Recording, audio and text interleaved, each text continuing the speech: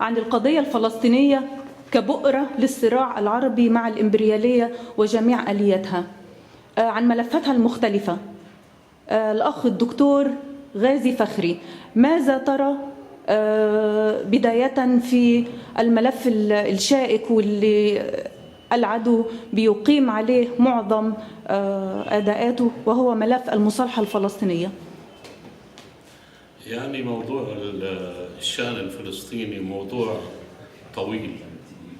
بدأ هذا الموضوع طبعا بأنه القوى الاستعمارية تحالفت مع القوى الصهيونية وأوجدت هذه البؤرة لتحقيق عدة أغراض.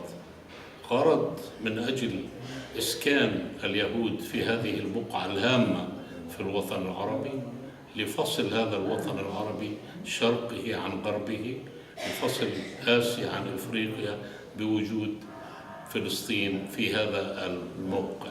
وبالتالي هذا خدم أغراض هيرتزل وخدم أغراض اليهودية أو الصهيونية العالمية.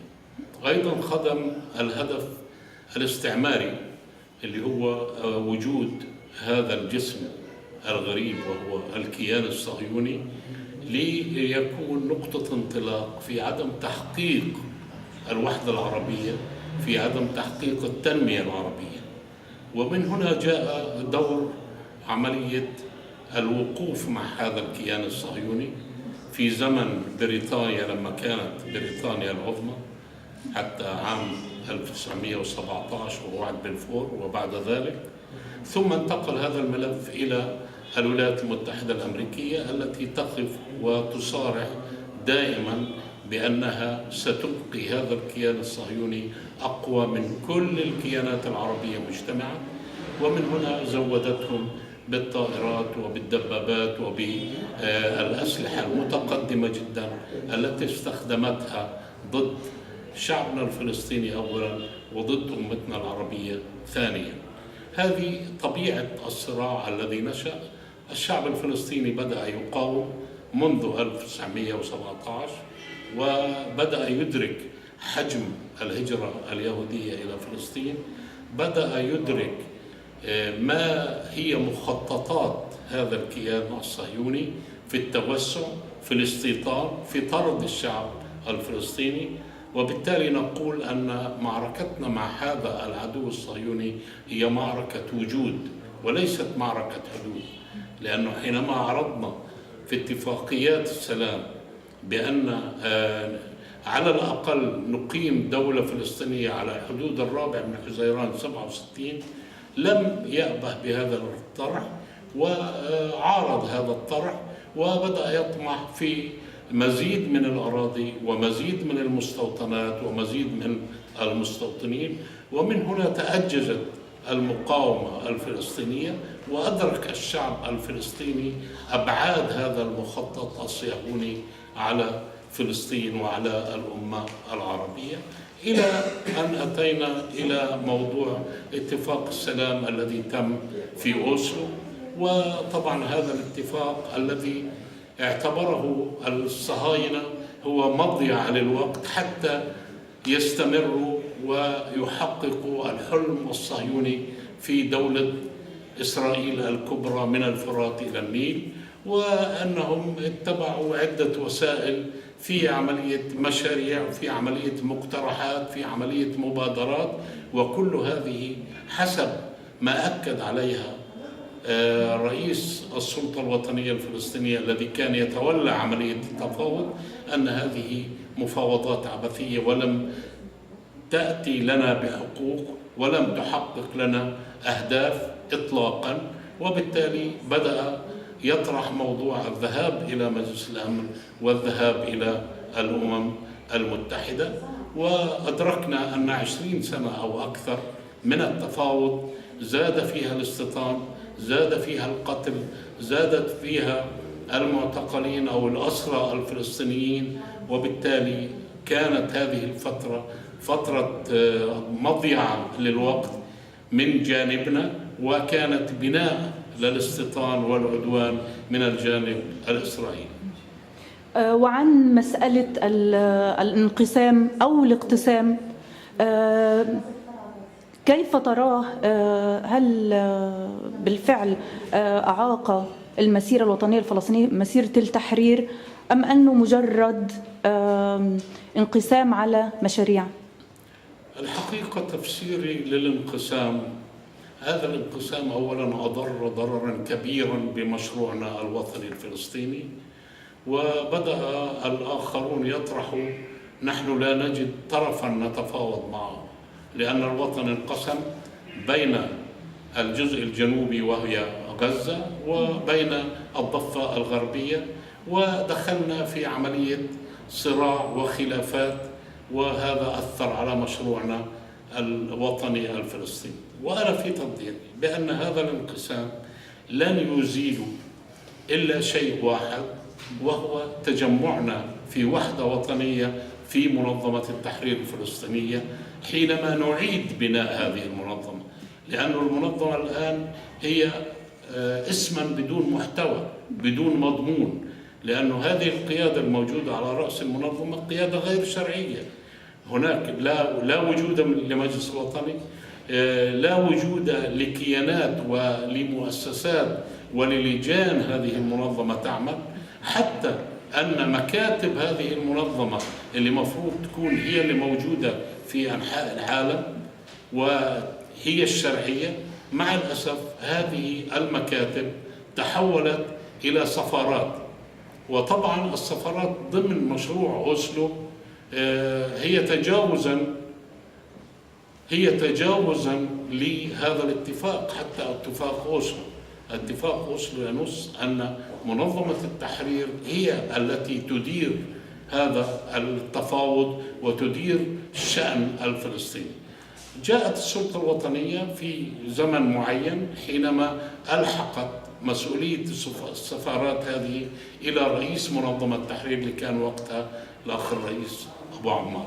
فطبعا من هنا صار في هناك خلط بين السلطة الوطنية الفلسطينية اللي هي مفروض تكون مسؤولة عن القضايا المدنية والشؤون المدنية للشعب الفلسطيني، أصبحت هي حلت محل منظمة التحرير في موضوع المشاريع والمفاوضات والحركة السياسية والنضالية إلى آخره. طبعا لابد من إعادة الأمور إلى أساسها، وهو أن منظمة التحرير الفلسطينية في حالة بنائها هي الشرعية، وهي التي يجب أن تكون مسؤولة عن السلطة الوطنية الفلسطينية. ومن هنا أرى أن هذا الانقسام الحاصل في الساحة الفلسطينية يحل بأن يجتمع الرموز وممثلي الفصائل وغيرها في وحدة وطنية في إعادة بناء هذه المنظمة، بحيث يخرج عنها قيادة فلسطينية تكون هي مسؤولة عن الشأن الفلسطيني والتخطيط الفلسطيني وبرنامج العمل الفلسطيني. وفي هذه الحالة لا يستطيع فصيل معين أن ينفرد بالقرار الفلسطيني كما حصل بالنسبة للحرب على غزة، وفي نفس الوقت يقرر شكل المقاومة الفلسطينية، سواء تكون مقاومة عسكرية أو مقاومة شعبية أو غيرها. الآن كافة الأمور محصورة في رئيس السلطة الوطنية الفلسطينية اللي هو رئيس منظمة التحرير الفلسطينية، وهذه كلها أطر غير شرعية. والغريب أن لا أحد يتكلم عن إعادة بناء منظمة التحرير، وإذا تكلموا عنها يعني مجرد قضايا وتنتهي حينما يجتمعوا ويتكلموا ضرورة إعادة بناء المنظمة، لكن ما فيش فعل لإعادة بناء هذه المنظمة فعلا. تقصد دكتور غازي أن السلطة قد تخطت دورها كآلية لمرحلة إلى الاستراتيجية والتي تمثلها منظمة التحرير الفلسطينية. طيب، بالنسبة لمسألة المصالحة، هل تعتقد أنها قريبة، يعني أنها تبدو في الأفق القريب؟ لا أعتقد ذلك، لأنه يعني الخلافات التي وصلت بين فتح وحماس مع الأسف هي خلافات أصبحت جذرية، أصبحت كل منهما يريد أن يعني يبعد الآخر عن منطقة معينة. يعني حماس تريد أن تضع يدها على القضية الفلسطينية وفتح لا تريد أن تنتقل من مواقع السلطة، تضع يدها على السلطة الفلسطينية، والشعب الفلسطيني يقف متفرجا على هذا الفصيل وذاك الفصيل. وأنا في تقديري أن إرادة الشعب الفلسطيني يجب أن تتحرك لإنهاء هذه المهزلة الموجودة على الساحة الفلسطينية، والتي يجابهنا فيها الأصدقاء قبل الأعداء. توحدوا، حققوا الوحدة الوطنية، لا يجوز أن يبقى هذا العبث في الشأن الفلسطيني. هذا يحتاج إلى إرادة شعبية تعيد بناء منظمة التحرير الفلسطينية، ويلتزم جميع الفصائل والرموز الوطنية في هذا الكيان الذي سيواجه كل هذه المشاكل التي تتعرض لها القضية الفلسطينية، لأن هؤلاء بدون هذه الإرادة الشعبية وبدون فرض هذه الإرادة لن يتحركوا لا في مصالحة ولا غيرها. وإحنا رأينا في السنوات الماضية كم من الاجتماعات عقدت وكم من الاتفاقات، وفي نهاية المطاف نرى ما يدور الآن في الفضائيات وفي القنوات الفضائية، ما يدور بين فتح وحماس وبين تشجيع هذا الفصيل على الفصيل الآخر.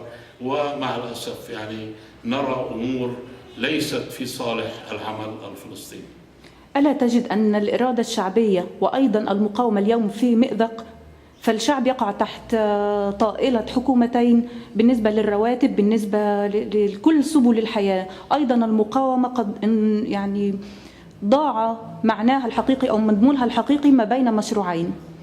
قطعا اللي يدور أثر تأثير كبير على المقاومة، رغم أنا رأيي أن الشعب الفلسطيني لا يلتفت إلى هذه التفاهات وإلى هذه الخلافات ولا ينشغل بها.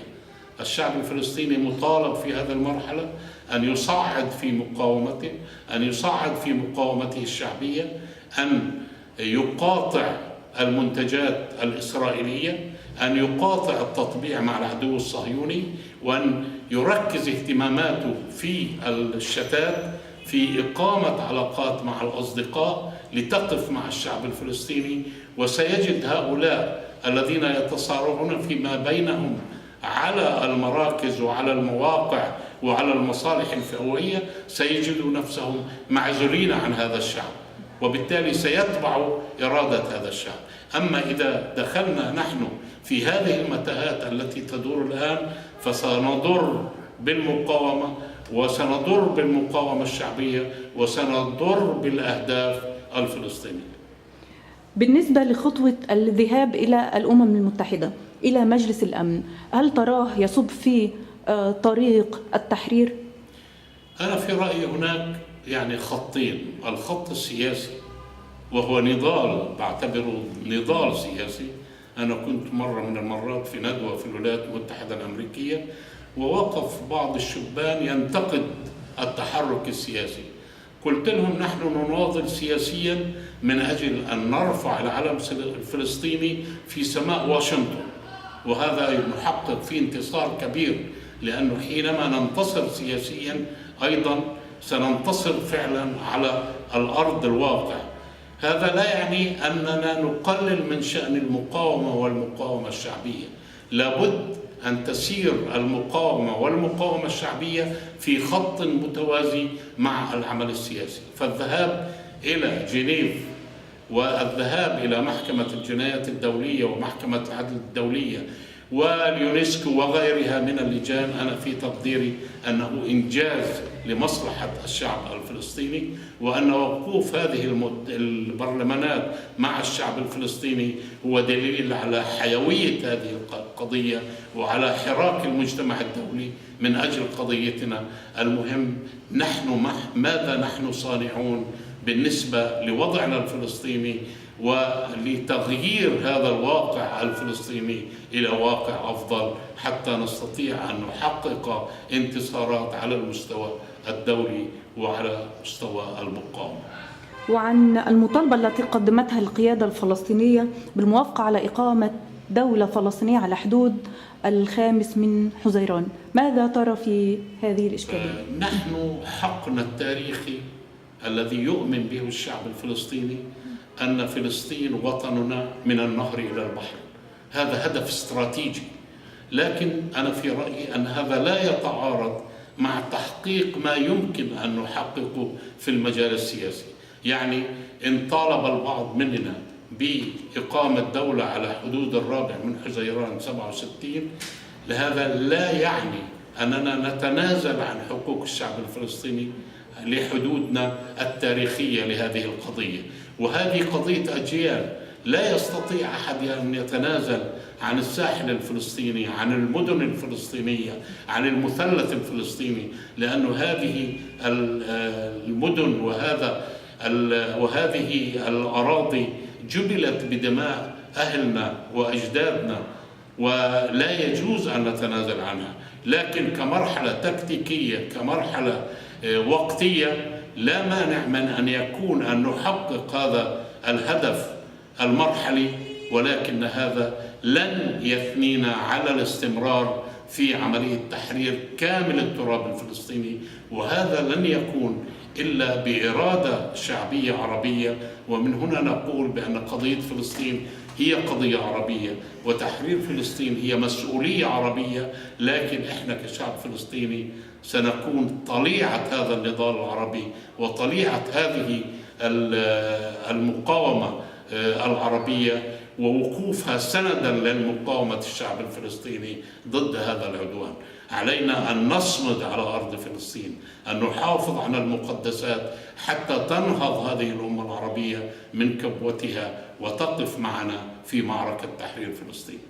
وبالنسبة لخطط المطالبة بإنهاء الاحتلال وأمام إقامة دولة فلسطينية، هل ترى أن إنهاء الاحتلال على 78% من فلسطين التاريخية مقابل 22% للدولة الفلسطينية على حدود 67 هذا حل مرضي للطموح الفلسطيني؟ قطعا غير مرضي، لأنه أنا زي ما قلت أنه إحنا بنعتبر أن فلسطين التاريخية هي وطننا، لكن إن كانت هذه مرحلة تتبعها مراحل في تحرير فلسطين، فلن يقبل الشعب الفلسطيني ب 22%، ويا ريت بيصفي على 22%، ما بيصفيش على 10% ولا 12%. وهل إنهاء الاحتلال على 78% يقضي على شرعنة المقاومة في القوانين والمعاريف الدولية؟